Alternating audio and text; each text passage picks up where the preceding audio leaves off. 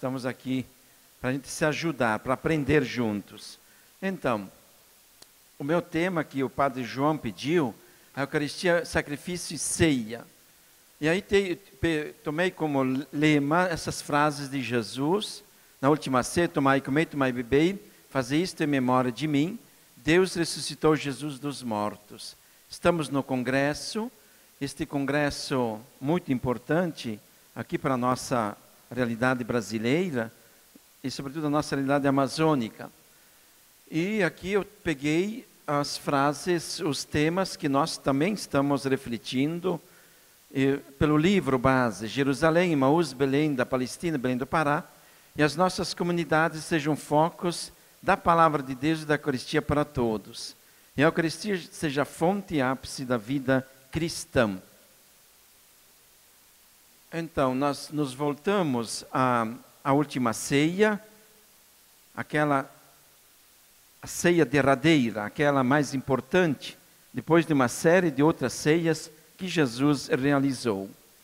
Depois, só para ilustrar aqui, que o objetivo desse estudo, nós queremos perceber a Eucaristia como memória de Jesus, compreender a Eucaristia como sacrifício, mas também como banquete, e que ela seja o alimento em preparação à vida eterna, porque ela nos prepara para isto. Vamos lá.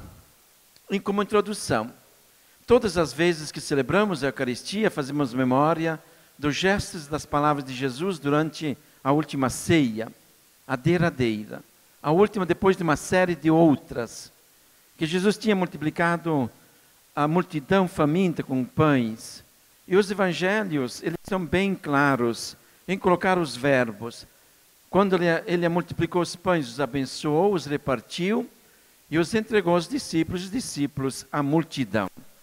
São os mesmos verbos que depois estes evangelistas, menos João, colocam-nos a última ceia. O relato feito na última ceia, assumido na liturgia então eclesial, não é longo, mas importante para nós, essencial, porque nós que somos cristãos, missionários do Senhor Jesus, para a nossa vida e um dia a participação no reino dos céus. Na realidade, a igreja continua a reproduzi-lo com fidelidade literal, a memória do Senhor na última ceia para sempre. A Eucaristia celebrada, seja nas grandes catedrais, seja embaixo de uma figueira ou no meio do mato, com a comunidade, possui o mesmo valor. É Jesus que se faz presente no pão e no vinho consagrados. Isso é importante, porque às vezes a gente diz, mas nós estamos aqui longe, mesmo nas visitas pastorais que eu fiz em algumas comunidades, lá no meio do mato mesmo, Marabá, e eu disse, não, vocês são a comunidade, tanto quanto aquela comunidade lá de Roma ou outras comunidades. Ter essa consciência de que toda e qualquer comunidade que se reúne, em nome de Jesus, ali se faça a Eucaristia. Isso é lindo. Bom, Eucaristia em grego vem Eucaristia, reconhecimento, ação de graças a Deus. Também denominada comunhão, sacrifício, ceia do Senhor, refeição noturna do Senhor. Celebração da paixão, morte e ressurreição de Jesus. Por isso é que ela é sacrifício e é também ceia. É também banquete. Nós, para entendermos um pouco esse aspecto de Eucaristia como ceia, sacrifício e ceia, devemos ligá-la à Páscoa, porque ela não está desligada, uma relação muito profunda. Páscoa e Eucaristia. Assim como nós temos duas visões de Páscoa, Páscoa sacrifício, Páscoa passagem, assim também vemos na Eucaristia como ceia, alegria e pela ressurreição. E nós tivemos na igreja primitiva, ali eu orei, duas visões de Páscoa. A primeira ligada à Páscoa judaica, que era celebrada na Ásia Menor, na espera da parousia do Senhor sobre o jejum expiatório. E a segunda, aquela ligada a Roma e Alexandria, sendo uma festa comemorativa dos eventos históricos da salvação em Jesus. Eram duas visões. Enquanto uns celebravam a Páscoa na sexta-feira santa, outros então era domingo seguinte. Isso causou muita confusão nas comunidades. De uma parte a Páscoa como comemoração da paixão, de outra então como comemoração da ressurreição. Páscoa, passio, paixão, Páscoa, diabasis, passagem, espera, Páscoa, comemoração. Essas visões deram, como eu disse, muito debate, que tanto que o bispo Policarpo se encontrou com o Papa em 155 para ver isto. E o Papa Vítor, no final do século II, ameaçava a Ásia Menor de exclusão, ou aceito ou não aceito. E aí tivemos a intervenção de Santo Irineu, porque Santo Irineu foi discípulo de Policarpo. E Policarpo, por sua vez, foi discípulo de João, o apóstolo. Estamos ainda ligados à época apostólica, isso é lindo. E por isso Policarpo vai dizer, mas nós ouvimos do apóstolo João que a Páscoa, enquanto se celebrava a Páscoa na imolação dos cordeiros no templo, para nós a Páscoa era o cordeiro, é o cordeiro, o Jesus, Cristo imolado por nós. E por isso lá se celebrava, como disse, Páscoa Passio. E por isso é que Santo Irineu vai dizer, não faça isso, Papa Vítor, porque estamos em comunhão com a idade apostólica, com um dos apóstolos, que São João nos ensinou assim. Por isso Santo Irineu também promoveu a paz. Isso é muito importante, para não ter a exclusão no início dessas comunidades da vida cristã.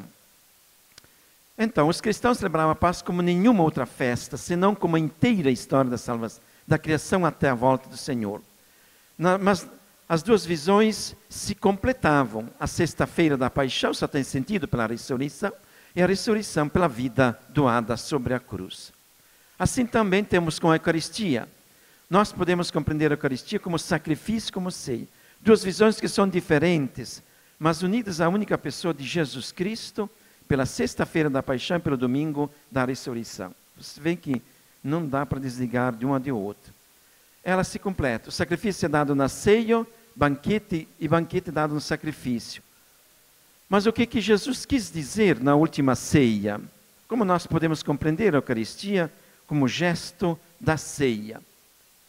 Então, sacrifício vem do latim sacrificium, oblação, oferenda, renúncia em favor de outro. Sacrifício era às vezes um bode expiatório e era também consumido, sobretudo nas festas, sobretudo para as pessoas mais carentes, pobres. A exegese moderna, ela tem presente o Jesus pré-pascal. Se tenta fazer uma leitura desse Jesus antes da própria Páscoa. E o seu destino de profeta e Messias na misteriosa figura do servo de Javé sofredor, dando a sua vida pela salvação de todos. Por isso é que Caifás diz, mas é melhor que um só morrer pelo povo do que perecer a nação inteira, que era sumo sacerdote na época, não é? Lá, então ele fala assim, e não só pela nação, mas também para reunir os filhos de Deus dispersos. E São João diz que as autoridades, a partir daquele momento, eles decidiram matar Jesus. A partir daquele momento, não é? Jesus falou também de um batismo, não só pelas autoridades, vem essa questão do sacrifício, da morte, mas também nos vem do próprio Jesus, o batismo. E esse batismo como morte e glorificação plena. E esta foi a cristologia que discerniu de fundo o Novo Testamento. E que os padres da igreja, Irineu, Tertuliano e Orígenes, os primeiros escritores, primeiros teólogos, eles captaram dali, não é? Essa visão de Cristo que também deveria ser o servo sofredor. Vamos ver melhor esses dados. A entrega de Jesus, o seu corpo, o seu sangue, a sua morte dada no amor para todos. Marcos, o Filho do Homem, veio para servir e dar a vida em resgate por muitos. Estão vendo aqui a questão do sacrifício, da entrega. Por que isso, não é? Próprio Senhor. Nós vemos também sobre o pão, corpo que é para vós, corpo entregue por vós. Isto é meu corpo, sobre o sangue derramado por vós. Pela remissão dos pecados, Então, esses relatos, eles estão ligados na linha do servo sofredor do Antigo Testamento, que assumiria a dor de todos. Lá de Isaías, capítulo 53, por ali.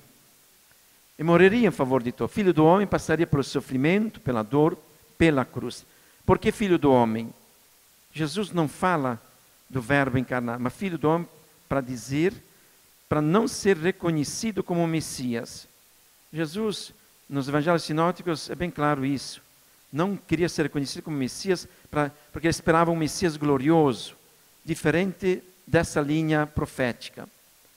Jesus, antes do sacrifício curante do Calvário, para o qual se achava voltado, diz: eis que estamos indo para Jerusalém. Lucas mandou alguns dos apóstolos para preparar a ceia pascal.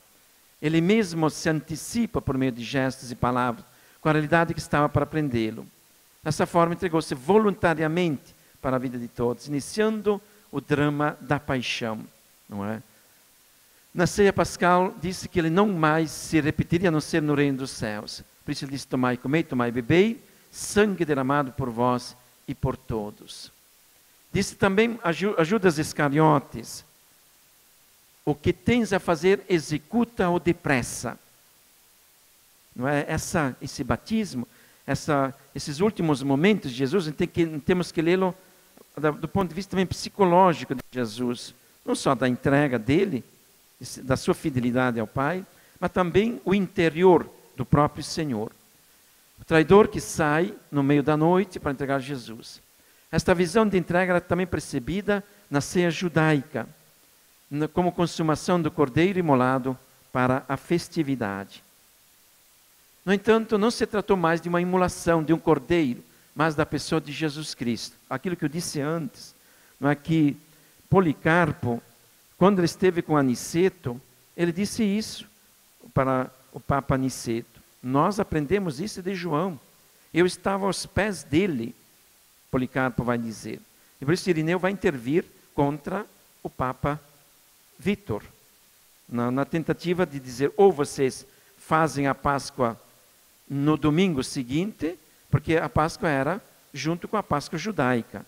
E não se poderia repetir a Páscoa cristã dos discípulos com a Páscoa judaica. É a imolação do cordeiro. É o cordeiro que é Jesus. O cristão não olha mais para o templo, mas para a cruz, a imolação do cordeiro verdadeiro. Dessa forma, é uma coincidência da ceia com a sua morte de cruz. Estes são alguns dos símbolos que nós encontramos, não é, na igreja primitiva. A manducação, o comer o pão, a imolação do cordeiro é o próprio Jesus. Coríntios que nos fala isso. E Jesus antecipou já na ceia a sua adoção na cruz. A gente tem que ler a ceia e a cruz. Elas se coincidem, não é? Então, a manducação é a imolação. João Batista também que tinha dito: eis o Cordeiro de Deus que tira o pecado do mundo. Primeira Eucaristia celebrada por Jesus continua na vida da comunidade até os fins dos tempos. Aquela primeira Eucaristia que nunca vai terminar, sempre vai ser celebrada. Fazer isto em memória de mim, memória de uma pessoa, não é, que nos amou até o fim, uma memória para sempre na vida de todos os seguidores e seguidoras. Morte de cruz antecipada na última ceia com sinais e ritos que serão chamados sacramentais. Vão fazer parte também do nosso sacramento. Sinais se perpetuariam, cumprindo-se na sua grande hora, a hora da entrega, da sua vida por todos. Por isso a Eucaristia, como ação de graças, ela vai permanecer para sempre entre os seguidores e seguidoras do Senhor. Dessa forma, Jesus institui o sacramento do corpo doado e do sangue derramado, estabelecendo a nova e eterna aliança, no amor de doação no lugar da antiga aliança, superada agora, já proclamada por esse grande profeta Jeremias, uma aliança nova. Já estava sendo proclamada lá atrás, 7 séculos antes. A Eucaristia é sacramento, presença real, verificando-se no ato que celebra ou ritualiza o sacrifício de Cristo. Torna presente o gesto do servo de Javé, que se oferece livremente como vítima pelos pecados de todos os seres humanos. Capítulo 53 em diante, que nós lemos também na Sexta-feira Santa, aquela longa primeira leitura, muito interessante. Então, já ali também essa leitura do profeta Isaías, outro grande profeta, em vista do servo sofredor. A Eucaristia é percebida como sacrifício de Cristo na cruz, antecipada na última ceia, a fim de que a memória da cruz Salvador permanecesse para sempre.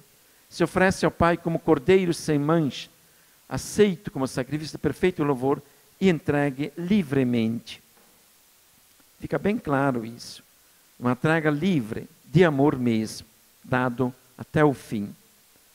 Por amor a nós, uma entrega de sua vida. Amou-nos até o fim, fazendo a vontade do Pai. Pai, não se faça a minha vontade, mas a tua. Filho do homem, que devia passar pelo sofrimento e pela morte. Visão incompreendida pelos apóstolos e pelas autoridades. Pedro mesmo não entendeu Jesus quando falava desses anúncios. Isso nunca te aconteça. Desculpa. Tá. Então, Jesus também, que na última ceia lava os pés de Pedro, nós vamos ver isso. Tu não vais me lavar os pés. Vai para longe de mim, Satanás. Se não te lavar os pés, não terás parte comigo. Então, por parte de Pedro e dos apóstolos, a compreensão do servo sofredor em Jesus, que Jesus assume isso, será compreendida a partir de Pentecostes, sobre Jesus morto e ressuscitado. E Pedro vai dizer, quando ocorreu Pentecostes, o discurso dele, o que é? Aquele que morreu sobre a cruz, ressuscitou dos mortos. Então Deus Pai, Deus deu razão ao seu Filho. Deus era com ele.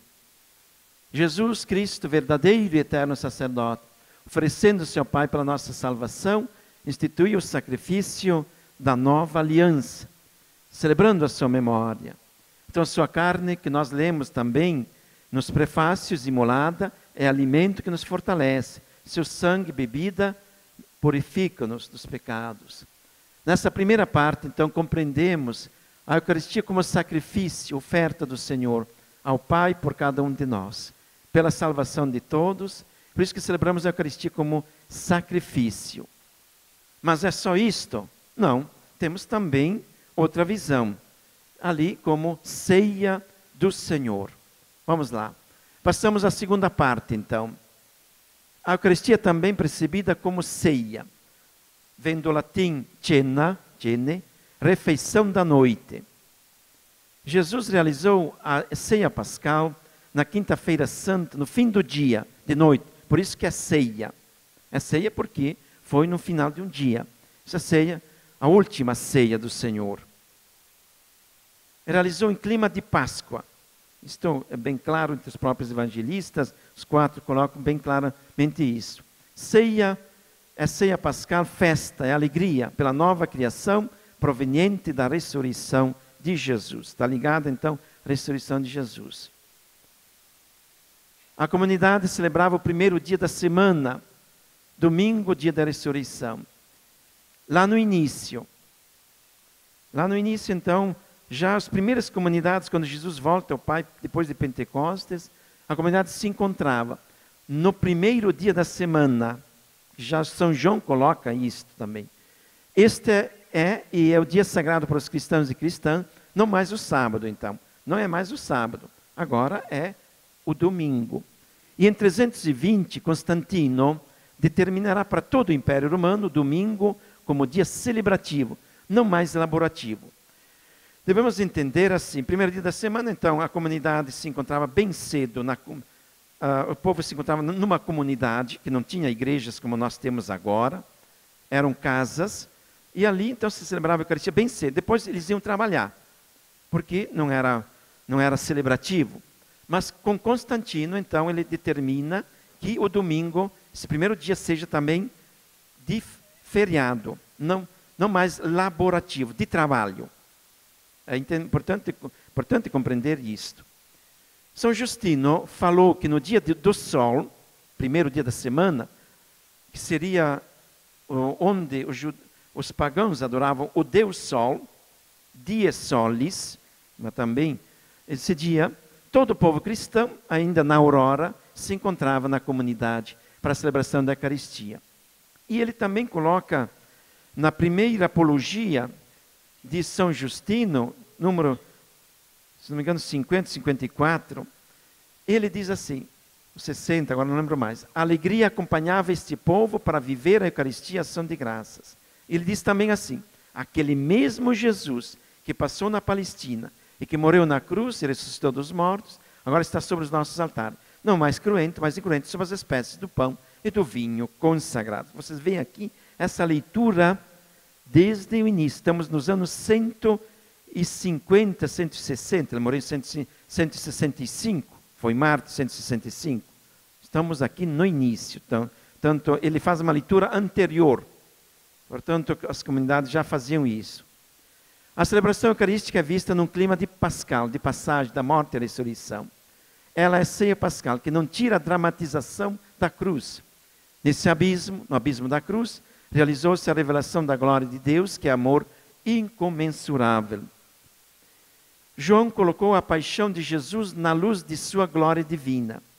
A ressurreição de Cristo mostra a vontade de Deus de realizar novas todas as coisas.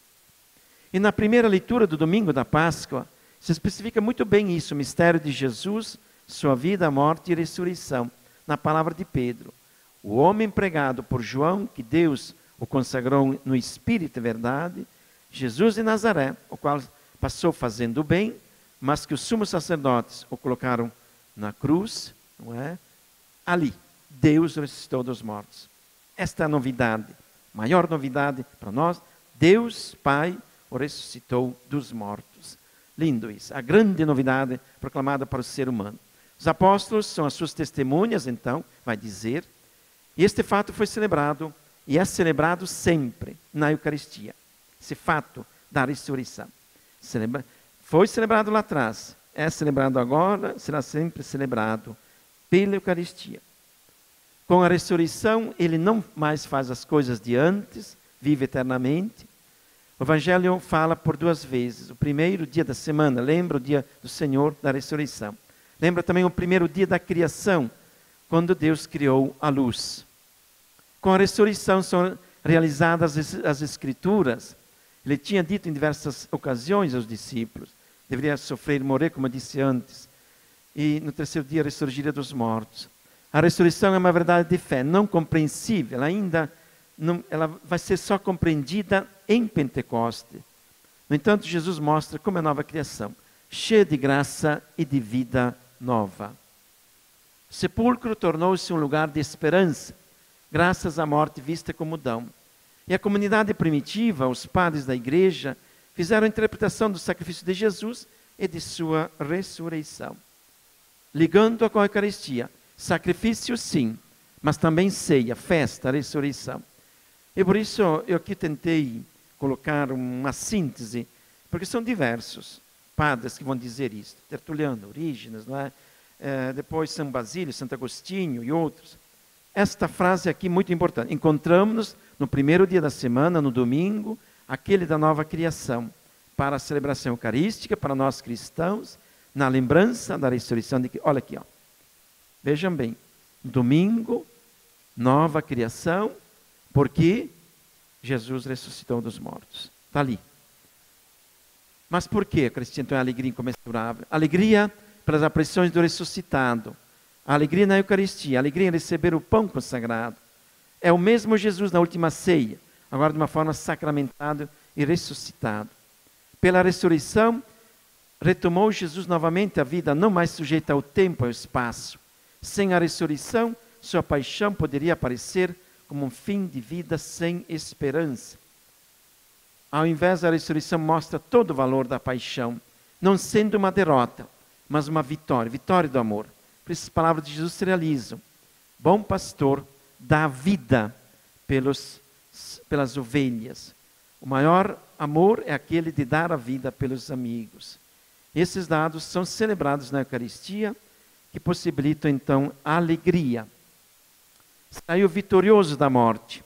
E nós cantamos também, ó morte, onde está o teu aguilhão? Cristo ressurgiu, honra e glória. Essas coisas são vistas na comunidade e em todas as celebrações eucarísticas, mas sobretudo no domingo da ressurreição. O domingo, por isso que o domingo é importante para nós cristãos. Não podemos falhar, não. Seja para nós pastores, mas também para todo o povo. Devemos celebrar em comunidade. Isso a gente pede sempre. Por quê? É o dia da ressurreição, é o dia da comunidade. É o dia em que as pessoas estão ali. Vamos celebrar a ressurreição. Não podemos falhar, não é? Sendo a Eucaristia como alegria, paz, amor. A ressurreição de Jesus é o novo primeiro dia da criação. Nova luz que surge sobre o mundo. Então, a cada domingo, nós comemoramos esta luz pascal e nova criação. Por isso, como é importante a celebração dominical da Eucaristia na comunidade, gente. Vamos redescobrir sempre mais, sendo missionários e missionárias. Sabemos que só 30% de nossas comunidades celebram a Eucaristia com o padre. E 70% não tem a celebração da palavra com a Eucaristia. Então, vejam bem, esse dado aqui, todo o nosso país. Só 30%.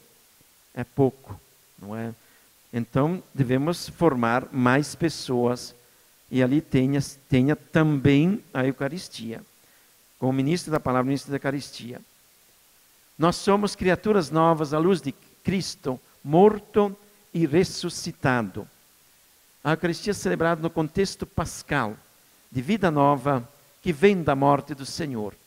Em cada domingo, celebramos a Eucaristia como possibilidade de também nós sermos criaturas novas, criaturas que lutam pelo bem, pela paz, pelo amor entre todos. Não é só uma obrigação ir aos domingos, mas ter essa consciência da ressurreição do Senhor. O homem e mulher novos provêm da Páscoa de Jesus Cristo ressuscitado. As comunidades são convidadas a prolongar a obra do Cristo libertador, dom do ressuscitado. Jesus promete que quem o comer viverá eternamente, ainda que morra para este mundo. A Eucaristia então é dada na palavra de Jesus. Tomai e comei, todos vós, tomai e bebei, fazei isto em memória de mim. A ressurreição de Cristo, enfim, é a condição última da nossa vida, onde ressuscitaremos com Cristo, tendo um corpo semelhante a Ele. Não mais sujeito à corrupção e a doenças, viveremos para sempre com Cristo. Esta é a condição última, não é, nossa, do nosso corpo que volta ao nada e que um dia ressurgirá pelo bem que foi feito por graça de Deus. Agora, eu queria também colocar alguma coisa sobre os santos padres que colocam toda essa questão, essa relação entre Eucaristia como ceia. Um grande Inácio de Antioquia, final do primeiro e início do século II, grande bispo, não é? E que morreu mártir. E que ele dizia: quero ser trigo nos dentes das feras. Trigo bom. Mas vamos ver melhor isso. Depois, Tertuliano, que era advogado do Império Romano e que se converteu ao cristianismo. Um teólogo, cristólogo, não é? E que também fundamentou o mistério da Santíssima Trindade. Santo Agostinho vai tomar muito dele, não é? Do Deus unitrino. Este grande homem, para uns foi padre, outros não, mas provavelmente foi um leigo muito engajado na sua comunidade. E depois, São Cirilo de Jerusalém, final do século IV, bispo, catequista. A Inácio de Antioquia fala da Eucaristia como remédio da imortalidade. Tertuliano, século III, dizia a respeito da Eucaristia como ceia. A carne, o ser humano é nutrida pelo corpo, pelo sangue de Cristo, a fim de que a alma se enriqueça de Deus. Vocês veem aqui um pouquinho um linguajar bem forte, carne. Carne que significa o ser humano, cada um de nós, carne. Ele era muito era objetivo nessas questões. Então, carne que é nutrida pelo corpo e sangue de Cristo, a fim de que a alma se enriqueça de Deus. E nas catequeses mistagógicas de São Cirilo, lemos: sob as espécies do pão te é dado o corpo, e sob as espécies do vinho te é dado o sangue. para que, participando do corpo e do sangue de Cristo, te tornes concorpóreo e consanguíneo com Ele. Vocês veem aqui essas expressões. Depois virá mais tarde, ali na Idade Média, o Concílio de Trento, o dogma da consubstanciação, né, que as espécies elas continuam as mesmas, mas elas são transformadas porque invocamos o Espírito Santo. O vinho não é mais vinho, é o sangue. O pão não é mais pão, é o corpo de Cristo. É o dogma, é um dogma de fé, verdade de fé, mas que está aqui fundamentado em São Cirilo de Jerusalém. Você se torna concorpóreo, consanguíneo com ele. Mas também os outros padres, Orígenes, Basílio, Santo Agostinho, falaram da participação humana na Eucaristia celebrada no contexto de ressurreição. Por isso a comunhão eucarística é de tal profundidade que supera qualquer tipo de analogia. Jesus traz o exemplo da videira dos ramos. Videira e ramos condividem a mesma seiva, a mesma vida. No entanto, tirados da videira, os ramos secam e morrem. Videira e ramos andam juntos. Nós com a videira, os ramos com a videira. Na Eucaristia, corpo designa o Cristo na sua condição de servo, suscetível de sofrer a fome, a pobreza, a cruz. Indica o Cristo Jesus feito carne, trabalhando, suando, sofrendo e pregando por nós. Por isso São Justino, padre do século II, dizia: o pão consagrado, a Eucaristia é a recepção daquele que viveu na Palestina, Jesus Cristo, alguns anos atrás.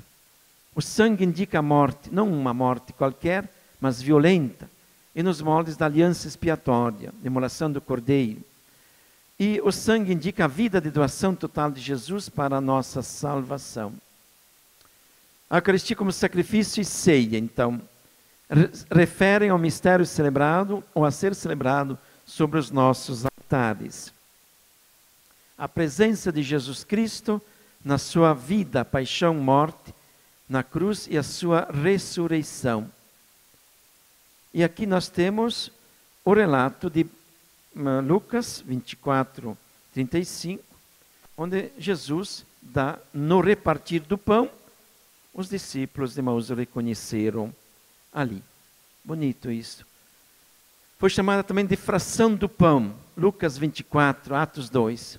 Na Didaqué, que é um dos primeiros documentos, mas que concorreu também com os documentos, com os livros da revelação do Novo Testamento.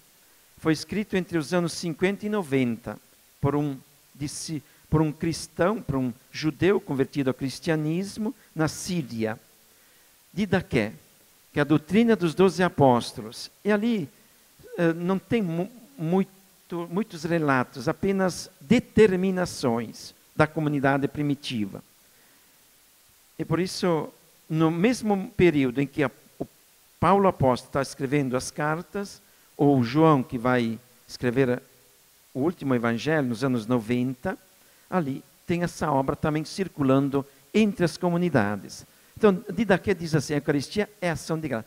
Por isso, a Eucaristia é ação de graças e louvor, oblação, oferenda, não é? Também ela foi chamada de anáfora, que é a parte central da missa, aludindo à prece, ao formulário da prece eucarística.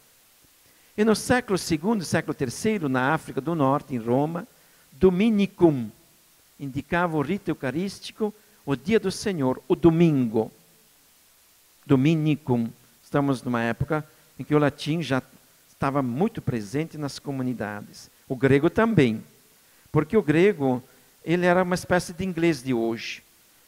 A pessoa ela saía lá de Jerusalém, vinha para Roma, dentro do Império Romano, e ali ela podia ouvir ora liturgia em grego, ora liturgia em latim. Se não entendia o latim, podia entendê-la em grego. E por isso é que também o Império Romano dava sustentação para esses peregrinos, porque o Império Romano era muito grande. Aqui esqueci de colocar um mapa, mas era enorme. Pegava toda a Europa, Inglaterra lá em cima, norte africano, e também parte da Ásia. muito, sul da Rússia e toda a Palestina. Era de imensidões grandíssimas e que tinha ali também toda uma sustentabilidade, fazia com que esse povo circulasse, como hoje, tanta gente que sai de um lugar para outro. O drama dos migrantes lá na Europa, não é? Todos vêm do norte da África, praticamente. Então, é um problema sério. Mas na época tinha muito isso também. Então, as pessoas elas procuravam ir nas comunidades. E ali se celebrava a Eucaristia. Como eu disse, indica o rito eucarístico, o dia do Senhor, o domingo. Aqui temos também a figura de Santo Agostinho. Tertuliano, Cipriano e Agostinho falarão bastante do sacrifício, com o termo oferecer também e de ceia. Tertuliano falará pela primeira vez na oferta da Eucaristia pelos defuntos. Por isso que entrou também essa prece dos defuntos, lembrai-vos, ó Pai, daqueles que morreram assim por diante. Nos vem daqui, Tertuliano, onde ele diz, nós rezamos também para os mortos na Eucaristia. As comunidades cristãs dos primeiros séculos celebravam a Eucaristia como no domingo, dia da criação nova e da ressurreição. Vocês veem que a nossa missa, ela foi se constituindo aos poucos. Temos algumas coisas lá em Justino, depois Santo Irineu, Agostinho mais ainda. Por isso que ela tem uma lógica interna, que a gente não vai substituí-la.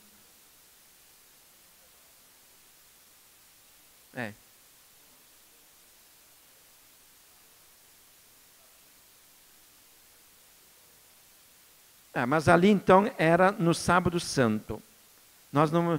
Porque era o dia do sol. Se você pega as apologias, ele não tem muito bem presente isso. Agora, no sábado santo, isto sim. No sábado santo, a comunidade se encontrava no fim do dia, do sábado, e até toda a noite se celebrava ali. Toda a noite. Porque ele fala no dia do sol, e o dia do sol era na aurora. Não necessariamente quer dizer, se celebrava também no fim do dia, mas depois começou a celebrar no domingo de manhã cedo. Vamos em frente. A Eucaristia possui significados de sacrifício, de ceia pascal, banquete. O Vaticano II mesmo nos coloca isto. A Eucaristia é o memorial da sua morte e ressurreição, sacramento de piedade, sinal de unidade. Vínculo de caridade, banquete pascal, olha aqui, vínculo de caridade, banquete pascal, em que o Cristo nos é comunicado em alimento, o Espírito é repleto de graça e nos é comunicado o penhor da futura glória, presente e futuro. As duas visões então se completam pela Eucaristia, sacrifício e ceia, banquete pascal. Comunhão eucarística ou ceia do Senhor. Nós comungamos da Eucaristia, Jesus sacramentado em vista da união no presente e na vida futura, a eterna. Santa Missa. O termo missa prevaleceu entre nós. Vem de missio, ato sagrado, acompanhado de uma bênção final. A missa, ou celebração eucarística, é o principal ato religioso da Igreja nossa, católica. Nós temos momentos de silêncio, de concentração na unidade do sacrifício. Mas temos também momentos de louvor, de alegria, de expressar o corpo através das mãos ao Senhor ressuscitado. E nós devemos fazer o equilíbrio entre a concentração e a alegria, entre sacrifício e festa. Porque devemos celebrar na Eucaristia a vida do Senhor na vida do povo. Devemos estar em comunhão com as normas do Vaticano II a respeito da liturgia, evitando os extremos de formas exageradas de zelo pelo sagrado. Está entrando muito nisso, formas extremas. Então, devemos evitar também, porque o centro é Jesus Cristo, sua paixão, morte e ressurreição, na vida da comunidade, da família e da sociedade. Na liturgia eucarística, somos convidados a viver o espírito de conversão, o evangelho de Cristo Jesus, no amor a Deus, ao próximo, como a si mesmo. Como conclusão, então, desta nossa consideração. Eucaristia é sacrifício, sim, unidade nossa com o Senhor Jesus, que morreu na cruz. Depois, estamos unidos com Ele na última ceia, mas é memória do passado, das coisas que Jesus realizou na última ceia, do presente, porque é a última ceia dada sobre os nossos altares. Depois, de futuro, porque a Eucaristia nos prepara para a vida futura, eterna. Pela comunhão no sublime sacramento, nutre e santifica os nossos corpos. A Eucaristia nos leva à unidade e à caridade. Então necessitamos comungar do Cristo Eucarístico e do Cristo presente nos irmãos. São João Crisóstomo vai dizer de que adianta ter uma igreja bonita se nós descuidamos dos pobres, né? Então, claro, na época ele fazia duras críticas àqueles que queriam só enfeite na igreja, mas que descuidavam lá dos pobres. Mas a realidade, ela se repete também hoje. A Eucaristia nos impulsiona a prática da justiça e da caridade. Luta pelo bem, fé e vida devem andar juntas. Eucaristia, sacrifício e banquete, aproximação da mesa de tão grande mistério, para encontrar pela graça do Senhor a garantia da vida futura, a eterna. Então saiamos do Congresso Eucarístico Nacional mais cientes de viver o espírito da Eucaristia, de receber a Eucaristia sacramental ou espiritual, como a presença do Senhor, para viver bem aonde? Na própria família, na comunidade e na sociedade. Em vista de quê? Do reino definitivo, Deus uno e trino. Muito bem, tá certo?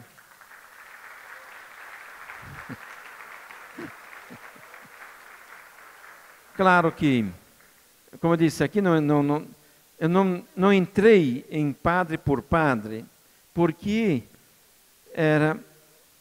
não se trata o tema que o padre João tinha me pedido, então justamente esse, de vê-lo também do prisma dos primeiros escritores cristãos, mas também na própria realidade de hoje. A Eucaristia, centro e ápice da vida cristã, como se fala o Concílio Vaticano II, mas também tendo essa interpretação lá em Cristo e também nos Santos Padres, e na realidade atual. Não sei se...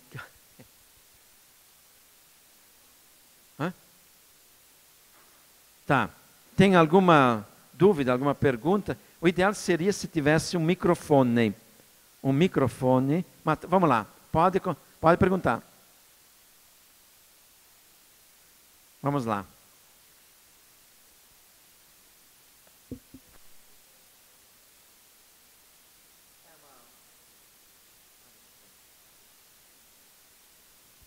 Certo, vamos lá.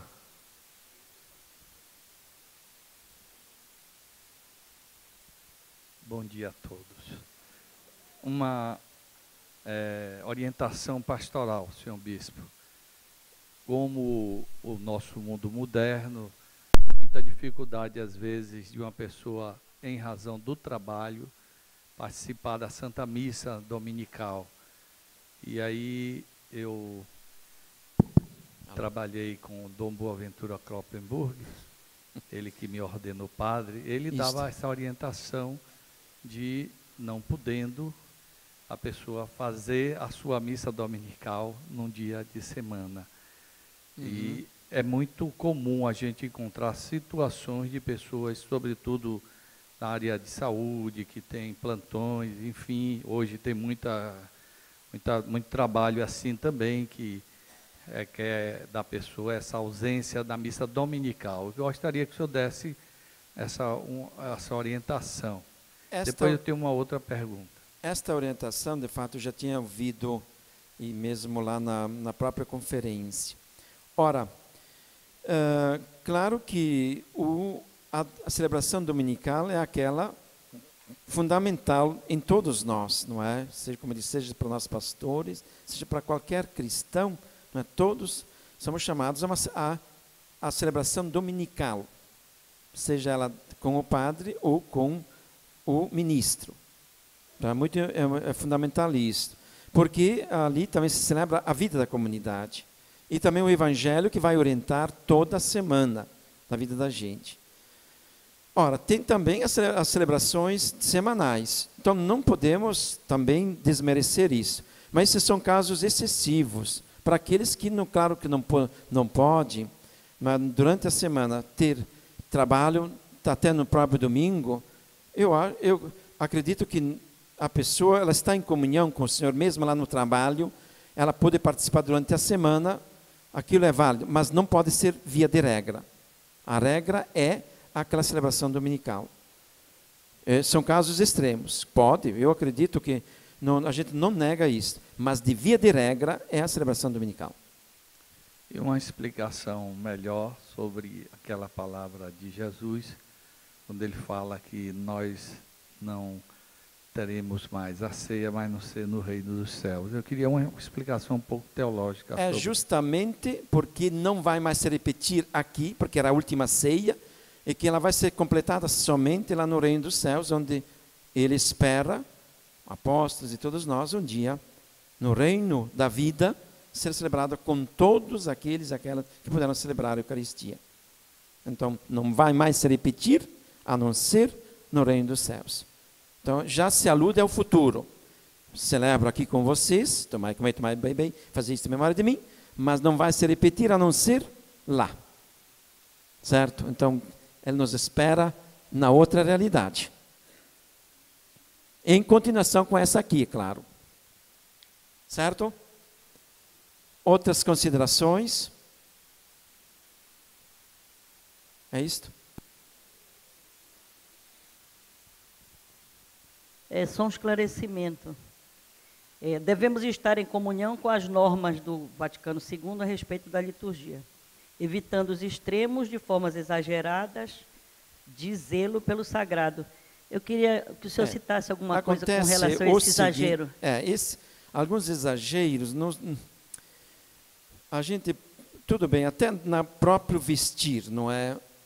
E às vezes, muitas pessoas andando às vezes com correntes, com outras coisas, não é? O que importa é a pessoa que segue Cristo, não é? Que tem essa fé no Senhor.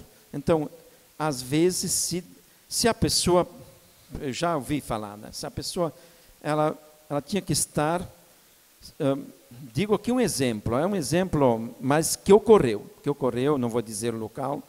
A pessoa estava de calça, uma mulher. Eu não podia, ou alguém teria dito, você não pode comungar se você não tiver com saia longa. Então, são coisas assim que elas estão entrando aos poucos, que não ajudam.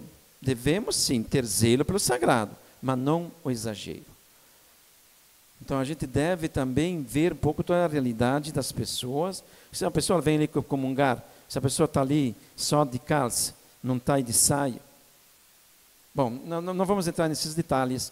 O importante é ter a Eucaristia como ceia, a Eucaristia como banquete. Ceia, porque é alegria. Então, ter forma também de nos alegrar pela Eucaristia, que é ceia. Porque Cristo ressuscitado está ali. Mas é também, no ato penitencial, você não vai bater palmas. Não. É também, não é? É também sacrifício. Sacrifício e ceia que andam juntos.